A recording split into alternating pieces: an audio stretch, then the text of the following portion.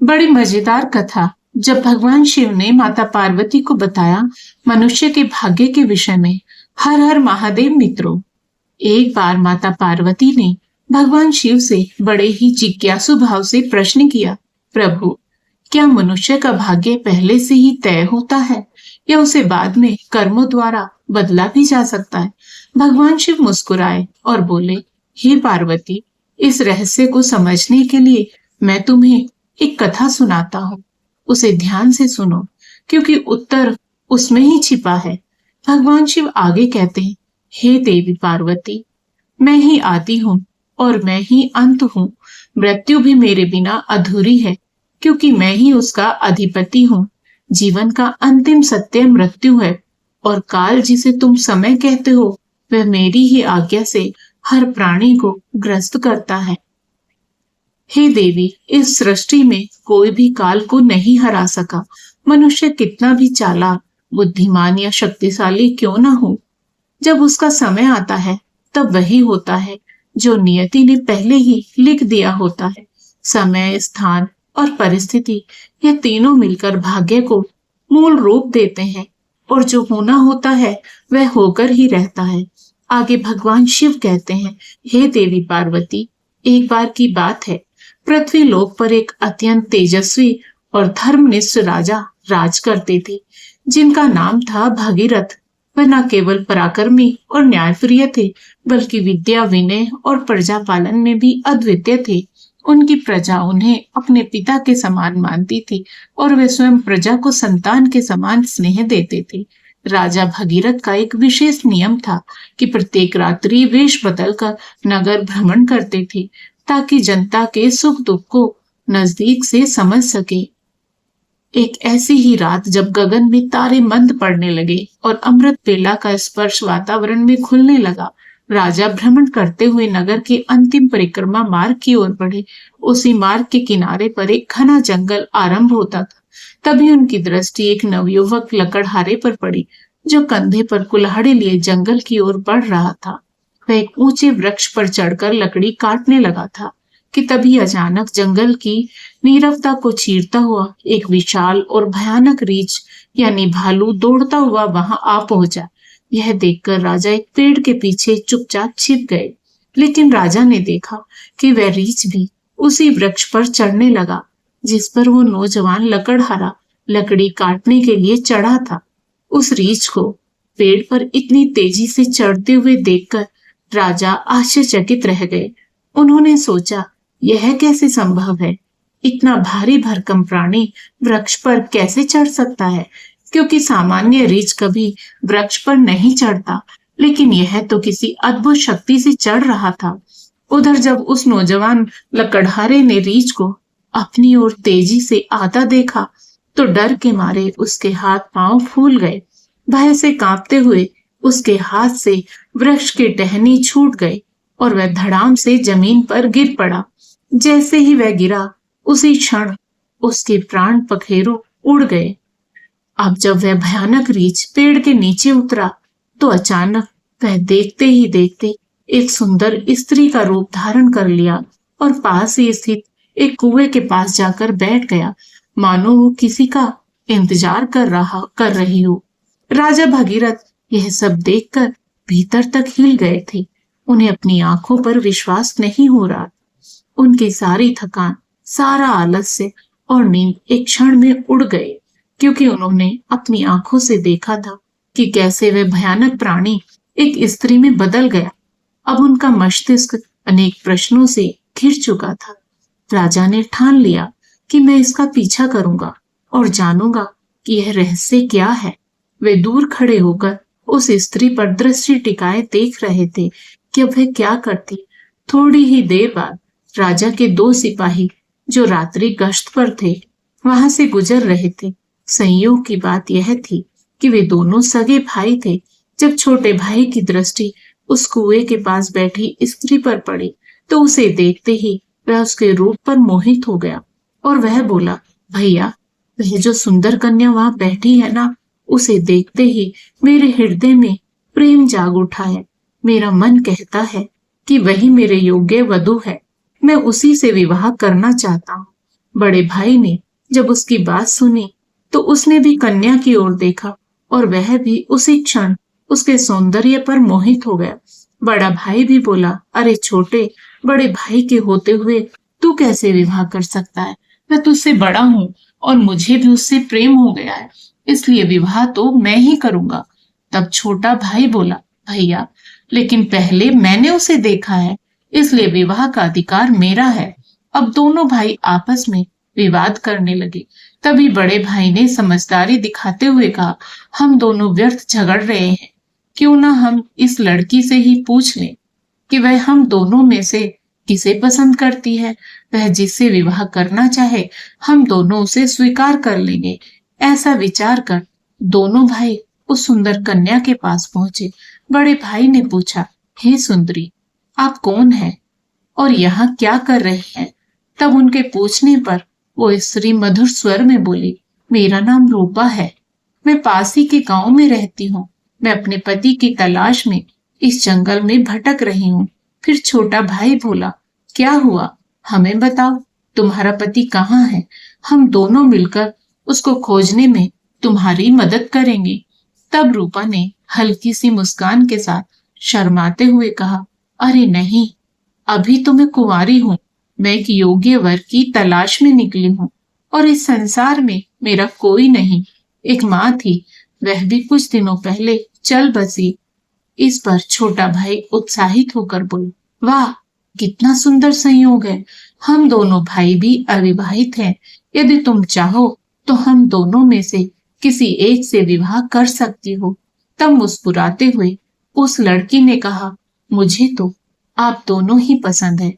आप ही तय कर लो कि मैं किसके साथ विवाह करूं।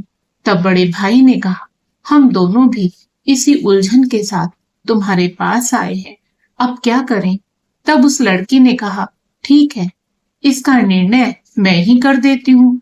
मैं तुम दोनों में से किसी एक से विवाह करूंगी, लेकिन मेरी एक शर्त है। दोनों भाई एक साथ बोले, बोलो, हमें क्या करना है? तब वो कुंवारी लड़की बोली, तुम दोनों में से जो भी अधिक बहादुर और शक्तिशाली होगा, मैं उसी से विवाह करूंगी। इतना सुनते ही दोनों भाई स्वयं को एक दूसरे से श्रेष्ठ और बलवान सिद्ध करने की इच्छा से आपस में युद्ध करने लगे। लड़ते लड़ते उन्होंने अपनी तलवारें निकाल ली और फिर छोटे भाई ने बड़े भाई के पेट में तलवार घुसा दी और वहीं बड़े भाई ने भी पलटवार करते हुए छोटे भाई का गला काट दिया।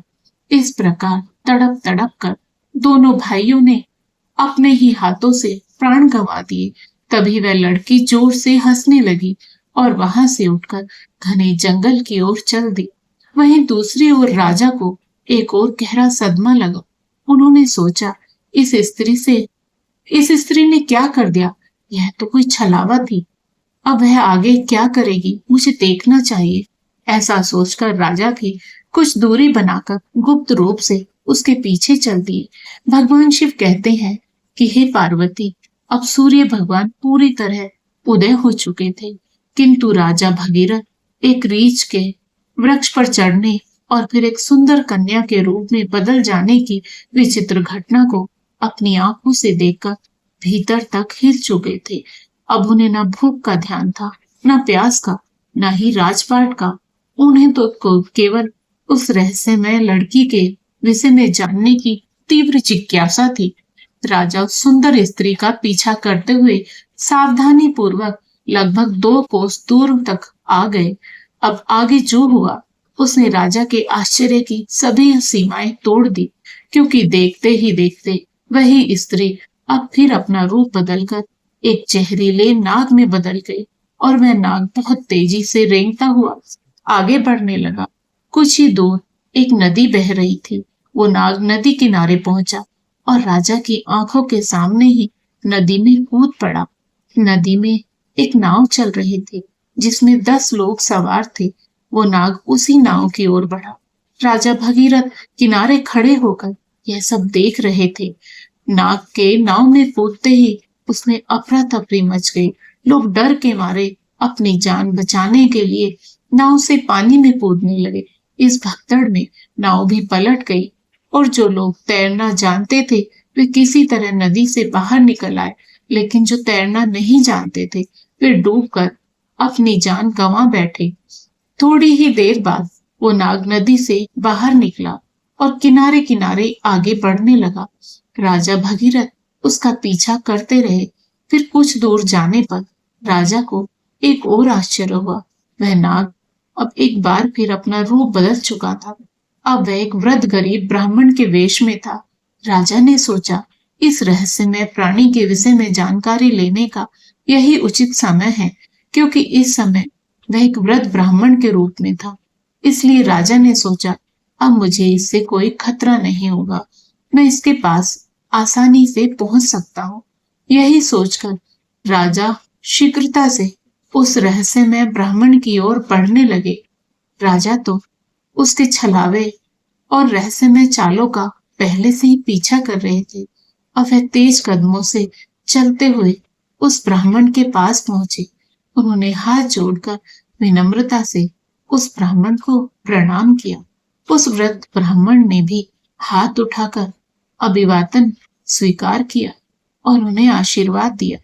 तब राजा ने समीप जाकर पूछा, हे ब्राह्मण देव, आप कौन हैं? तब उस ब्राह्मण ने बड़े आश्चर्य के साथ उत्तर दिया, क्या तुम्हें दिखाई नहीं देता? मैं एक ब्राह्मण हूँ और साथ ही एक वैद्य भी। अभी मुझे बहुत शीघ्रता से राजमहल पहुंचना है, क्योंकि वहां के राजा संकट में हैं और उन्हें कुशल वैद्य की आवश्यकता है। उस ब्राह्मण की बात सुनकर राजा स्तब्ध रह गए। उनका शरीर पसीने से भीग गया और अब उनका धैर्य टूटने लगा। भगवान शिव माता पार्वती से कहते हैं, हे देवी, ऐसा क्यों ना हो, क्योंकि हर मनुष्य अपनी मृत्यु से डरता है और जब मृत्यु हुई उसके सामने खड़ी होकर उससे बात कर रही हो तो भय तो होगा ही। राजा अत्यंत डर चुके थे, किंतु उन्होंने साहस जुटाया और दृढ़ स्वर में बोले, हे विप्रवर, आप सत्य कहिए, ऐसे झूठ बोलना ब्राह्मण को शोभा नहीं देता। इसके लिए आपको दंड भी मिल सकता है, यहाँ तक कि सूली पर भी चढ़ाया जा सकता है। और हाँ, मैं आपको बताना चाहता हूँ कि यहाँ के राजा मेरे मित्र हैं और वे पूर्णतः स्वस्थ हैं। यह सुनकर ब्राह्मण मंद मुस्कान के साथ बोला, मैं सब जानता हूँ, तुम व्यर्थ मेरा समय नष्ट कर रहे हो। मैं जो भी हूँ उससे तुम्हें क्या लेना देना, तुम अपने काम से काम रखो। राजा ने अब अपनी आवाज ऊंची करते हुए कहा, ब्राह्मण, आप पुनः असत्य बोल रहे हैं। आप ब्राह्मण नहीं हैं। आप वो नहीं है जो मुझे प्रतीत हो रहे हैं। जब तक मैं सच्चाई नहीं जान लेता तब तक मैं आपका पीछा नहीं छोड़ सकता। आपको सच बताना ही पड़ेगा। फिर से मंद मुस्कान के साथ वह ब्राह्मण बोला, हे युवक, मैं एक ब्राह्मण ही हूँ, मुझे जाने दो, नहीं तो यहाँ के राजा की मृत्यु का कारण तुम ही बनोगे और इसका पछतावा तुम्हें जीवन भर रहेगा। ब्राह्मण के मुख से ऐसी बातें सुनकर राजा को क्रोध आ गया। उन्होंने अपनी गुप्त तलवार निकाल ली और बोले, अब आप झूठ नहीं बोल सकते, क्योंकि मैं तब से आपका पीछा कर रहा हूँ जब आप रीछ का रूप धारण किए हुए थे। आपने उस युवक लकड़हारे को मार डाला, फिर एक सुंदर स्त्री बनकर दो सिपाही भाइयों को एक दूसरे के हाथों मरवा दिया। फिर आप विषैला नाग बनकर नदी में कूदे और उस नाव पर चढ़ गए जिसमें कई यात्री सवार थे। आपकी दहशत के कारण भगदड़ मची और नाव पलट गई। जो तैरना जानते थे वे तो बच निकले, लेकिन बाकी सभी डूबकर मर गए। और अब आप वृद्ध ब्राह्मण का रूप धारण करके नई चाल चल रहे हैं। इसलिए हे ब्राह्मण, अब सत्य कहो, तुम कौन हो? राजा की तीखी बातें और तलवार की नोक देखकर भी वह ब्राह्मण शांत रहा और बोला, हे युवक, यदि मैं ना बताऊं तो तुम क्या कर लोगे?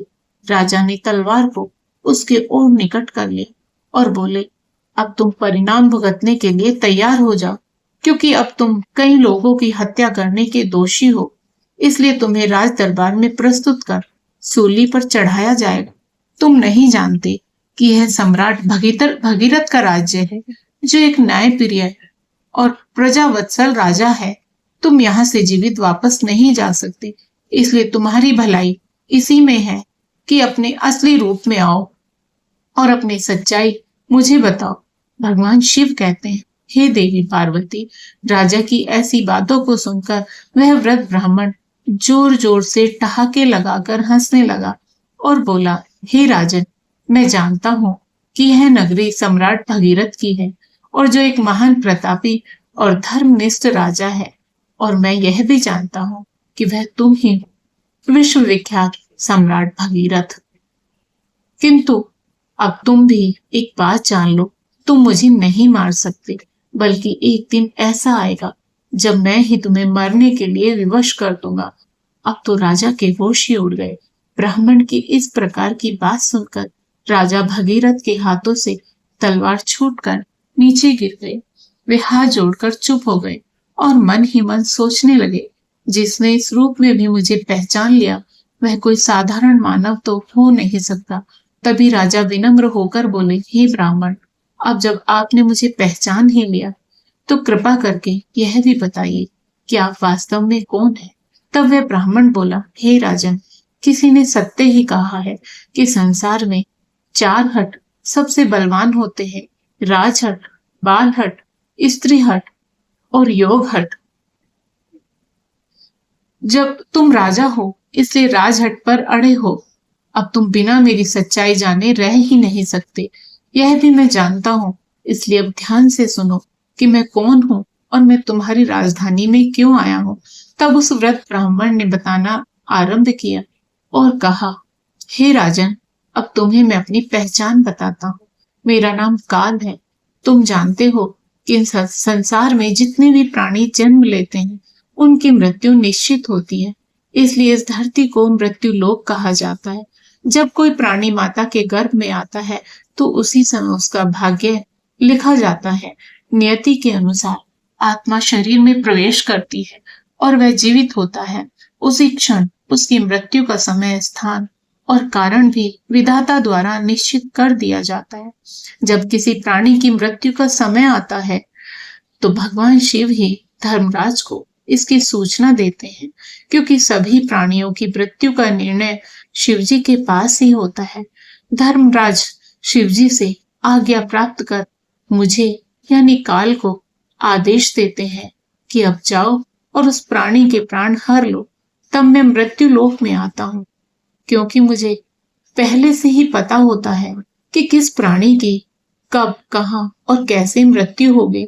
इसलिए मैं उस प्राणी को निश्चित समय पर निश्चित स्थान पर पहुंचा देता हूँ, वहां जहां उसकी मृत्यु सुनिश्चित हो और जिस प्रकार उसकी मृत्यु विधाता ने लिखी होती है, मैं उसी प्रकार की परिस्थितियां और घटनाएं वहां उपस्थित कर देता हूँ।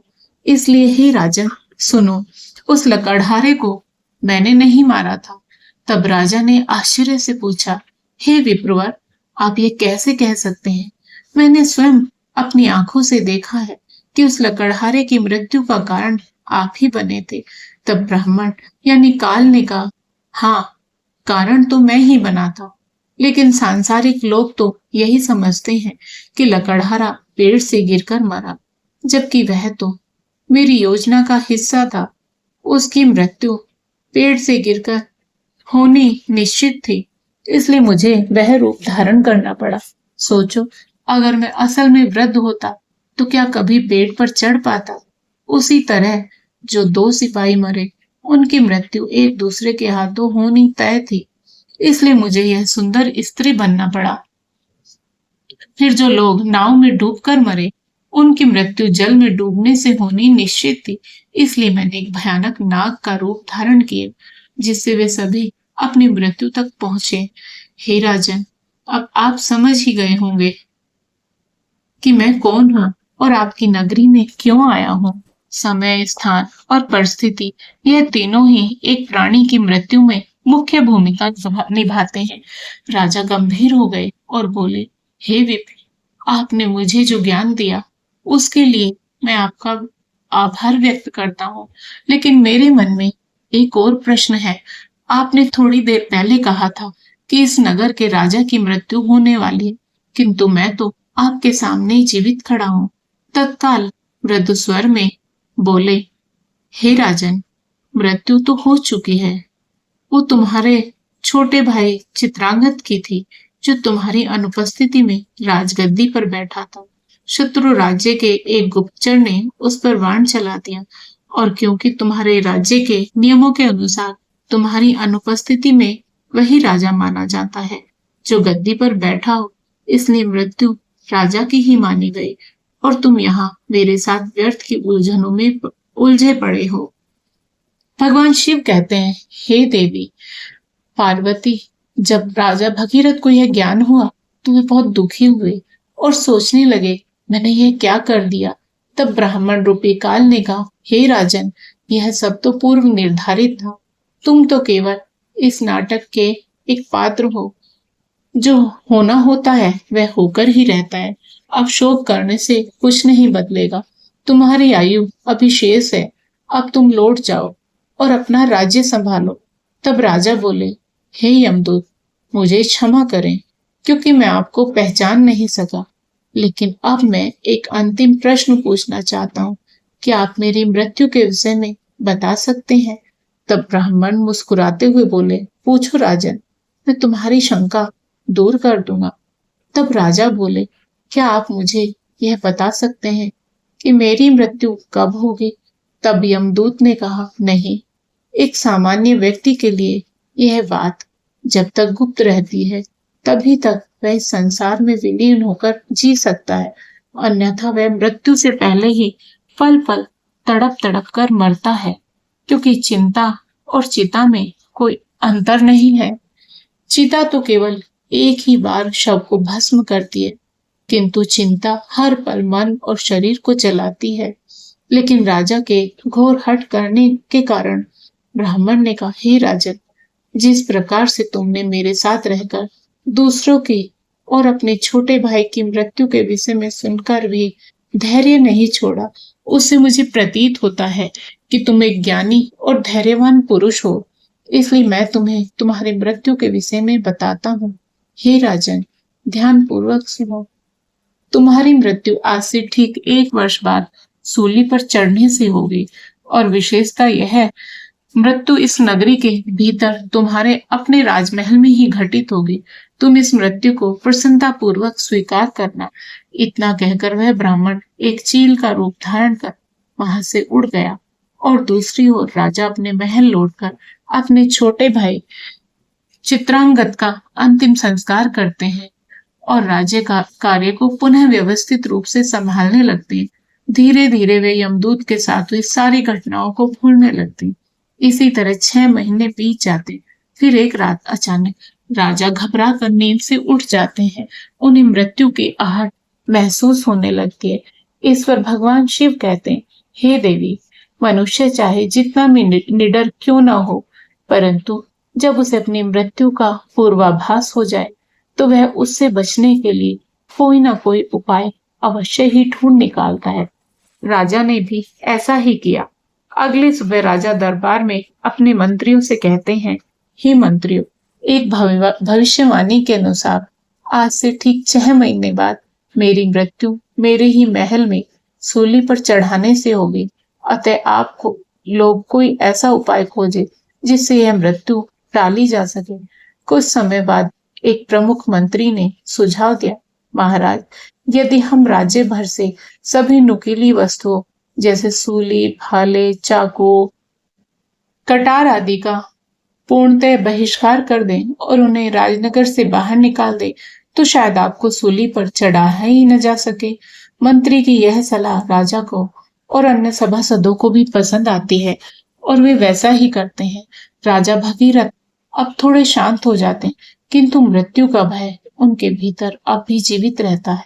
इस भय के कारण अब उन्हें नींद नहीं आती और वे मन को बहलाने के लिए नए नए शौक अपनाने लगते हैं।